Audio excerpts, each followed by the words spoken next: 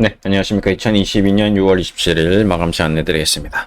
네, 시장은 지난주 금요일 오늘 계속 이어서 반등이 나오고 있네요. 외국인도 순매수가 좀 들어오고 있고 다만 조금 흔들림은 주고 있습니다. 그리고 셀트리온도 계속 좋은 모습을 보이네요. 예, 지난주 토요일 날 제가 셀트리온이 무상증자를 할 수 있을까?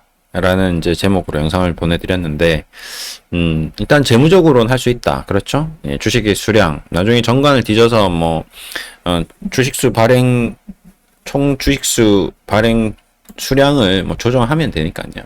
예, 그거는 얼마든지 가능하기 때문에 지금 하려고만 하면 대한민국에 있는 모든 기업들은 할 수는 있습니다. 예, 다만, 그게 무상증자를 함으로써 얻어지는 득이, 실이 어떤 것이 더 좋으냐. 그리고 마지막에 비장의 카드로 쓸 수도 있기 때문에요. 그 부분은 일단은 할 수 있는 가능성이 있다라고 열어놓고 좀 보면 될 것 같고, 그 다음에 추가적으로 최근에 외국인들이 굉장히 순매수를 많이 했었는데 오늘 조금 수익 실현이 좀 나온 것 같습니다. 그거 좀 체크해야 될 것 같고, 지금 보면 이제 요 내용이죠. 바로 우리 주식 투자자들이 하는 실수 중에 하나가, 아마 오늘도 이 부분을 보고 이 주식을 산 사람들이 꽤 많이 있을 겁니다. 그러니까 주식 투자를 이제 우리 개인 투자자들이 항상 실수하는 부분 중에 가장 큰 부분이 자꾸 뉴스에 산다는 거거든요. 호재에 산다는 겁니다. 주식이 올라가는 걸 보고 있다가 불안하죠. 계속 이게 사야 되나 말아야 되나 고민을 하고 있는 찰나에 뭔가 강력한 호재가 나왔을 때 주식을 산단 말이죠. 그 중에 가장 대표적이었던 게 지난 레퀴노나죠. 레퀴노나가 승인되고 레퀴노나가 발표되고 레퀴노나가 유럽 승인되고 뭔가 승인될 때마다 주가가 급등했지만 그날이 단기 고점이었습니다. 그렇죠? 예. 그러면 일단 오늘도 이 아바스틴이 아직까지 완벽하게 승인됐다. 최종 판매 허가를 획득한 대로 글로벌 시장에 선보일 예정이라고 했으니까, 네. 최종 판매 허가까지는 시간이 좀 걸릴 수 있겠죠. 그렇죠? 네. 그렇다면, 이제 요걸 최종 판매 허가 때 피크일 것인가, 아니면 오늘도 피크였던 것인가, 이제 요런 것들을 좀 고민해 볼 필요가 있고요. 이제 요런 건 기술적으로 좀 봐야 될 것 같습니다. 어쨌든, 요런 작은 뉴스나 이벤트나 이런 이슈를 이용해서 주식을 최대한 거래하는 것은 합리적이지 않다라는 얘기를 우선 좀 선제적으로 좀 드리고 싶습니다. 그래서 외국인이나 기관 투자자들은 이런 내용을 이미 알고 있고 요렇게 발표하는 이런 스토리들을 알고 있고 이 기사 나가는 것까지 다 알고 있습니다. 왜 그러냐면 이런 내용들이 기자들이 이미 그냥 단순히 뭔가 이슈를 예전에 기억나시죠? 우리 금감원에서 흘러나왔던 거를 새벽 6시에 터뜨렸던 그 기자, 단독으로 보도했던 기자. 그 기자는 그러면 새벽 4시에 알아서 새벽 5시에 기사를 써서 새벽 6시에 올리지 않았을 거란 말이죠. 그 전에 이미 알고 있었던 내용이고 그 내용을 인지한 상태에서 주식을 계속 공매도를 치르던 외국인들이 카운터펀치를 날린 거거든요. 무슨 말이냐? 이것도 마찬가지죠. 지금 아바스틴을 이제 바이오시밀러로 해서 베바시주맙이라고 해서 이제 이 내용을 미리 외국인들은 준비를 했던 거죠. 여러분들이 다 손절하고 다 떨어져 나가는 걸 주워 담아서 조금씩 올리다가 요 내용을 계속 기사화 시키면서 뭔가 오늘은 빅 이벤트식으로 확 끌어올리고, 그러고 나서 오히려 그동안 계속 순매수를 해왔던 기관이 오늘은 좀 수익 실현을 했던 그런 모습을 좀 보였습니다. 이렇게 완전 수익 실현을 했다라고는 할 수 없지만 오늘 수급창을 딱 이렇게 봤을 때 외국 기관 투자자들이 셀트리온에 대해서 조금 수익 실현한 거죠. 그렇죠? 예. 많이는 한 건 아니지만 그래도 이게 단순히 매도 호가창과 이 실질적으로 이 매도창의 실제 수량은 또 다를 수도 있고요. 그리고 실제로 개인들 순수하게 이 개인 투자자들이 진짜 개인인지 아닌지는 또 확인해 봐야 되는 부분이 있습니다. 어쨌든 국내 기관 투자자 연기금 쪽에서는 강하게 좀 수급이 좀 들어온 것 같습니다. 이런 부분은 좀 더 기관 투자, 특히 연기금은 좀 더 멀리 보고 아까도 얘기했던 완벽하게 승인을 받았을 때 수익 실현하기 위한 자금일 수도 있습니다. 그리고 아직 셀트리온의 가격이 그동안 선제적으로 조정받고 240일을 돌파하지 못한 상황이기 때문에 240일을 강하게 돌파할 때 초기에 들어왔던 연기금 물량이 수익 실현을 할 수도 있는 거고요. 그 다음에 뭐 과거에 블락딜 했던 물량들이 다시 또 쏟아져 나올 수도 있는 거고, 예. 블락딜 이후에 또 매집했던 외국인들이 또 수익 실현할 수 있는 거고, 이런 것들은 테크니컬하게 가면서 여러분들 결국에는 눈치 게임이거든요. 예, 1, 2, 3, 4, 5, 6, 7, 20까지 하는데 20을 부르면 죽는 거거든요. 그러니까 20 전에 먼저 부르고 나와야 되는 겁니다. 그렇죠? 예, 그렇기 때문에 이런 건 테크니컬하게 언제 타이밍을 맞춰서 수익 매도를 해야 될지는 잘 잡아야 됩니다. 예, 뭐 밑에서 잡으신 분도 있겠고, 뭐 근데 고점에 물려서 지금도 뭐 20만 원이 웬 말이냐, 30만 원, 40만 원에 사신 분도 많이 있을 겁니다. 그런 장기적인 안목을 가지고 투자를 해야 되는 그런 회사인 거는 틀림없는 것 같습니다. 왜 그러냐면 아까도 얘기했지만 결국에는 이 모든 제품들이 이 제품의 가장 큰 핵심 요소가 바로 이 암이라는 거거든요. 암을 치유할 수 있는, 예. 그리고 이 시장의 캐파가 약 얼마였죠 아까? 8조 달러에 달하는, 죄송합니다. 64억 달러니까 우리나라의 8조 원에 가까운 시장 규모다. 예. 그 중에 지금 매출이 600억 정도 되니까 뭐 한 10% 정도 잡는다 하더라도 60억. 큰 매출은 아니겠죠. 그렇죠?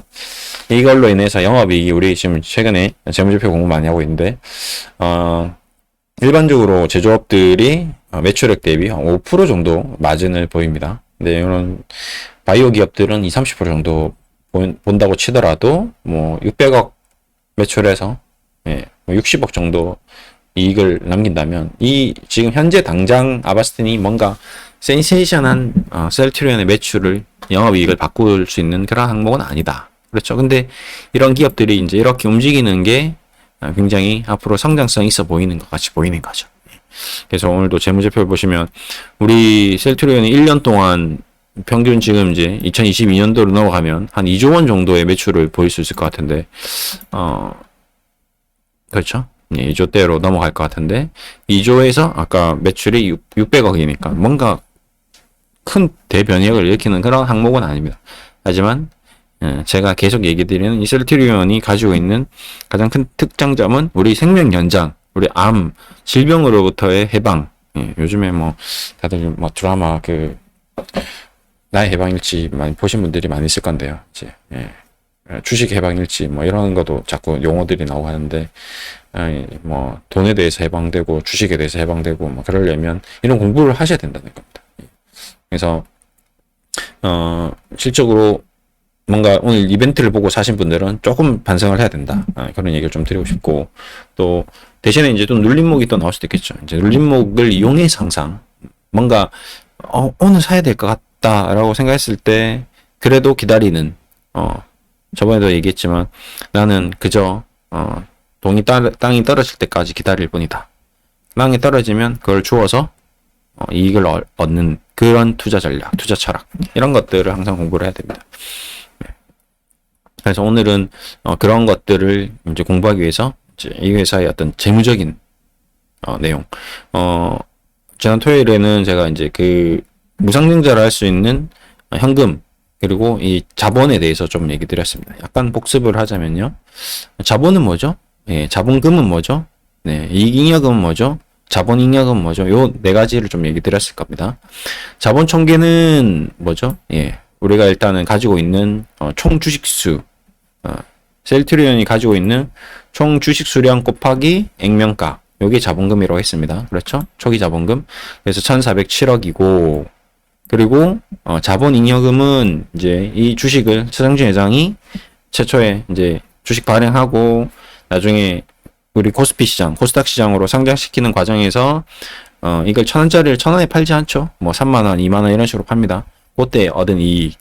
그 다음에 이익잉여금은 그러고 나서 상장하고 나서 상장 전이 이게 전일 수도 있습니다. 이 셀트리온 회사를 만들고 나서 적자를 보다가 흑자로 전환했고, 흑자로 전환한 뒤에 모은 돈이 3조 정도 저금을 해뒀다. 그렇죠? 그래서 총 지금 셀트리온이 가지고 있는 자본의 총계는 3조 8,800억이다. 자, 오늘은 부채에 대해서 조금 얘기 드리겠습니다. 그러면 이 회사가 자본이 3조 8천인데, 근데 자기 자본으로만 일을 할까요? 아니죠. 남의 자본, 그러니까 타인 자본, 부채를 이용해서도 일을 하고 있습니다. 돈이 있는데 왜 부채를 쓰냐? 좀 이해할 수 없을 수도 있는데, 내 돈이 있지만 부채를 활용하기도 합니다. 우리도 돈이 있는데 내가 5억이 있는데 5억을 더 끌어들여서 10억으로 사업을 시작하면 훨씬 더 큰 사업을 할 수 있는 거죠. 바로 이 캐파의 문제입니다. 그래서 부채를 끌어들입니다. 나 장사 잘하고 있어요. 근데 셀트리온 잘하고 있습니다. 그래도 불구하고 단기 차입금이 있습니다. 예, 단기적으로 내가 빌린 돈이 5천억 정도 있다는 거죠. 그 다음에 유동성 장기 부채가 500억 정도 있고요. 그 다음에 매입 채무 및 기타 유동 채무 요게 5,300억 정도가 있습니다. 그리고 기타 단기 부채, 단기 법인 부채, 이런 기타 유동 부채. 유동 부채라 함은 이렇게 단기적으로 움직일 수 있는 부채들이죠. 그리고 또 비유동 부채가 있습니다. 비유동 부채. 이런 것들은 비동금융 부채, 장기 매입 부채, 그다음에 이연 법인 부채, 이런 것들. 그다음에 기타 비유동 부채. 이 중에 하나가 이제 특징이 우리가 이제 퇴직금도 부채로 잡습니다. 이 퇴직금이 굉장히 민감한데요. 이걸 부채로 안 잡으면 나중에 좀 문제가 생길 수 있습니다. 그래서 내가 자본이 지금에서 10억 정도 있는데 우리 회사 직원들이 이 일례로 한번 되게 웃긴 회사가 있었는데 외국의 한 기업이 굉장히 좋은 재무제표를 가지고 있다가 IFRS 그거 헷갈리는데 두 개는 어쨌든 세계 회계법인 기준 법인에 맞게끔 보시면 여기 뭐라 나와 있나요? 여기 나와 있을 건데 영어가 잠깐만요. 이쪽으로 가보겠습니다.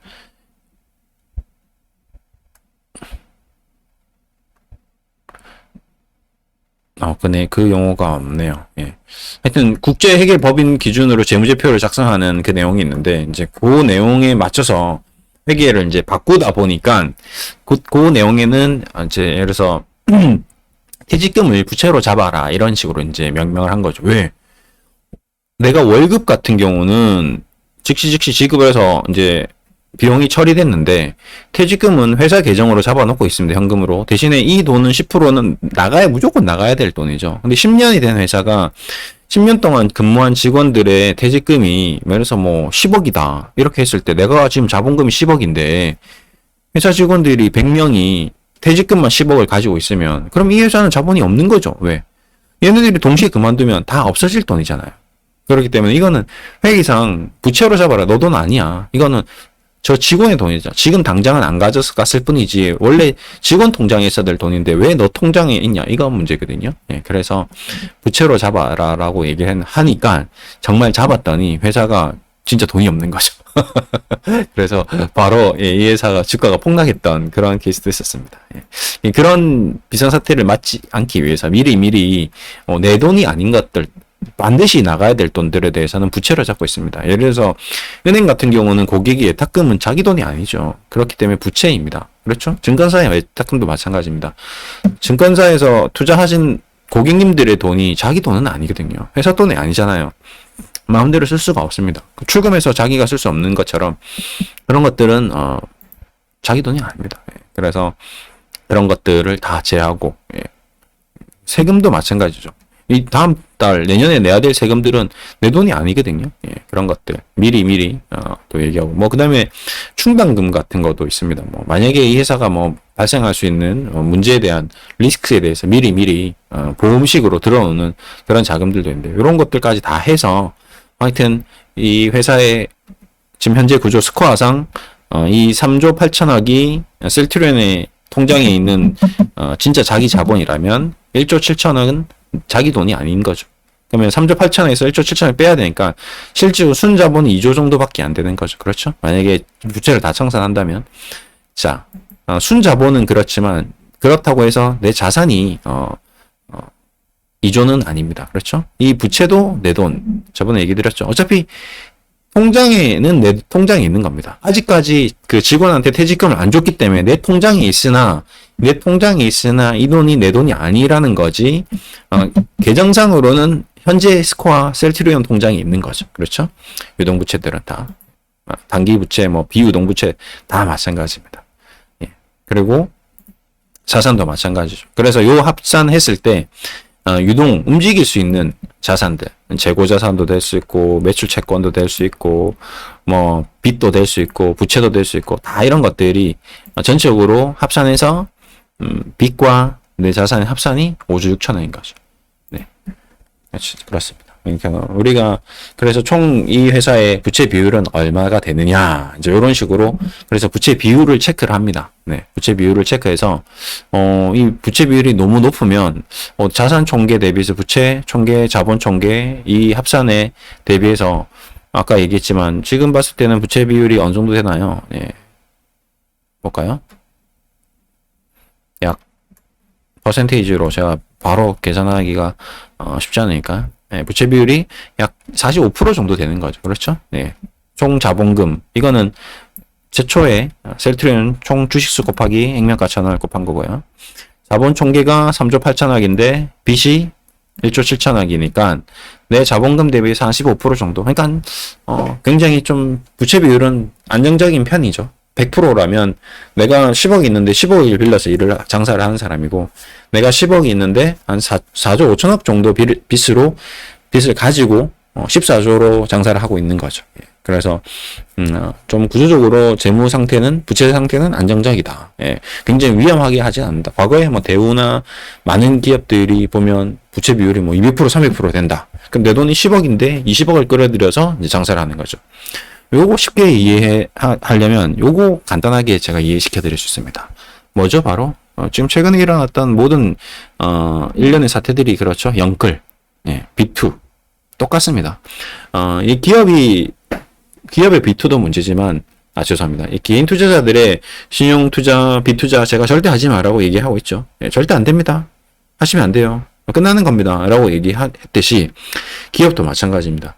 내가 이 셀트리온이라는 기업이 내가 10조의 자산을 현금을 가지고 있는데, 돈을 가지고 있는데, 5조 정도 돈을 더 빌려서 15조 정도로 사업을 하는 거는, 그걸 해줄 수 있는 거죠. 해볼만 하는 거죠. 갚아도 5조가 현금이 있으니까. 그렇죠? 근데 내가 이 회사가 10조짜리 회사, 10조의 현금을 가지고 있는데, 20조를 더 땡겨와서 30조로 사업을 하고 있는 거죠. 근데 자칫 잘못돼서 이 사업이 실패로 돌아간다. 적자가 나온다. 전혀 구매력이 없다. 그렇게 됐을 때 적자가 나왔을 경우에 어떻게 되냐? 돈을 더 빌려야 됩니다. 그렇죠? 왜? 이자를 내야 되니까요. 바로 이자의 문제입니다. 이자를 어떻게 낼 건데? 죄송한데 이자 못 낼 것 같은데 좀 유예해 주시면 안 돼요? 안 되는데? 그럼 어떻게 할까요? 회수할 거예요. 회수를 하려고 했는데 이미 공장을 다 지어버렸어. 그렇죠? 3공장, 4공장, 5공장 지었어. 회수가 안 됩니다. 아니 회수해달라고. 그럼 어떻게 돼? 너 그 공장 팔아. 셀트리온 팔아. 아니면 뭐 삼성바이오로스 팔아. 근데 팔려오는데 안 사. 야, 돈 갚아라고 이렇게 되는 거죠. 그럼 어떻게 됩니까? 예, 채무 불이행, 디폴트 사태가 일어나는 바로 이 문제입니다. 예. 만약에 지금 현재 상태에서 셀트리온 회사에 대해서 야 부채 빚 갚아 이렇게 나오면 갚을게. 내가 돈 있으니까 갚을게. 끝나는 겁니다. IMF 와도 제2의 IMF 와도 갚으면 되잖아. 내 현금으로 내 장사만 하면 되잖아. 공장 안 팔아도 되는 거죠. 사업 영위하면 되는 거죠. 빚 갚을 수 있는 거죠. 그 다음에 현금 빚에 대한 이자도 갚을 수 있는 겁니다. 똑같죠. 지금 신용 투자자들이 왜 반대 매도가 나왔습니까? 주식은 폭락을 했습니다. 내가 가진 돈에 내가 10억을 가지고 있는데 15억을 더 빌려서 25억으로 투자했어요. 삼성전자를 샀습니다. 삼성전자는 10만 전자, 20만 전자 간다길래 삼성전자를 9만 6천에 샀어요. 근데 주가가 6만 원입니다. 어떻게 되나요? 끝나는 거거든요. 예, 다행히 삼성전자 사면 다행이죠. 카카오를 산 거야, 문제는. 오 마이 갓. 어떻게 됐죠? 깡통입니다. 예. 깡통이 되었죠. 17만 원에 카카오를 사신 분들은 예, 내 돈 10억과 그 다음에 빚내서 15억 샀으니까 총 25억으로 투자했습니다. 25억이 반이니까 12억 5천 되는 거죠. 그렇죠? 12억 5천 되면 어떻게 되는 거야? 끝나는 거죠. 예. 끝나는 겁니다. 근데 이 마이너스 58%잖아요. 그러면 더 끝나는 거죠. 이제 완전히 순수한 깡통이 된 거죠. 그렇죠? 예. 그러면 이게 기업이라고 생각해 보십시오. 기업도 깡통이 되는 거거든요. 그래서 우리는 이 주식 투자를 할 때 항상 체크해야 될 사안이 뭐다? 예, 부채 비율입니다. 그래서 우리가 이제 재무학 개론을 지금 계속 공부하고 있는데, 이번 주는 항목이 이제 부채, 그 다음에 이 자산, 유동자산, 비유동자산, 유동부채, 비유동부채, 요 내용에 대해서 공부를 할 겁니다. 그래서 미리미리 예습을 한다라고 생각하시고, 조금씩 우리 기업에 대해서 실질적인, 부채에 대해서 제가 조금 봐드렸습니다. 그래서 좀 추가적으로 이제 내일은 또 자산에 대해서 좀 공부를 좀 할 거고요. 이렇게 하시면 여러분들이 셀트리온에 대해서 재무적으로 이해하는데 더 높은 이해도를 가질 수 있겠다 생각이 들어서 좀 해드리고 있습니다. 이제 여기서 항목별로 더 공부를 하실 분들은 그럼 단기사채는 뭐지? 단기차입금과 단기사채의 차이점은 뭐지? 유동금융부채는 또 뭐지? 매입채무 및 기타 유동채무는 뭐지? 이런 것들은 또 추가적으로 또 공부를 해야겠죠. 근데 이거 하기 시작하면 거의 우리가 뭐 이제 회계사가 되는 거죠. 그렇죠? 그래서 이런 이제 항목을 더 공부하실 분들은 또 나중에 이제 재무학개론 때 이제 제가 요 항목에 대해서 또 공부를 또 할 겁니다. 그때는 같이 공부를 하시면 또 도움이 될 수 있는 거고요. 추가적으로 더 깊이 나는 공부를 하고 싶다. 네, 그런 거죠. 네. 그래서 일단 대략적으로 주식 투자를 하실 때 부채 비율이 100% 이하인 기업에 투자를 하시는 게 가장 기본이다. 네, 100%도 쉽진 않고요. 제가 봤을 때는 부채 비율이 한 70% 이하여야 하지 않나라고 저는 생각합니다. 제가 투자하고 있는 자문하고 있는 기업들은 대부분 그런 종류 수준이고요. 대신에 금융주는 좀 예입니다.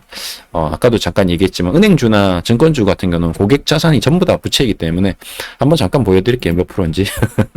자, 신한지주 잠깐 보여드릴게요. 야, 신한지주 은행주 튼튼하고 좋다고 했는데 부채 비율이 1246%인데 망할 놈이 개놈이 소 같은 놈이 나한테 이렇게 부채 비율이 높은 기업을 안내줬어가 아닙니다. 그렇죠? 네, 그렇죠? 은행주 마찬가지입니다. 증권주 삼성증권 이 망할 놈이 삼성증권 부채 비율이 1000%가 되는 회사를 나한테 추천해줬어? 이 증권사의 나쁜 놈들 이렇게 얘기하시면 안 됩니다. 그 다음에 삼성화재 마찬가지죠. 예. 부채 비율 몇 프로예요? 600%. 예. 고객 돈이다. 근데 화재주는 조금 다르죠. 왜 그러냐면 생명보험주와 화재주의 차이점 맞죠? 예. 화재주는 소멸형입니다. 예.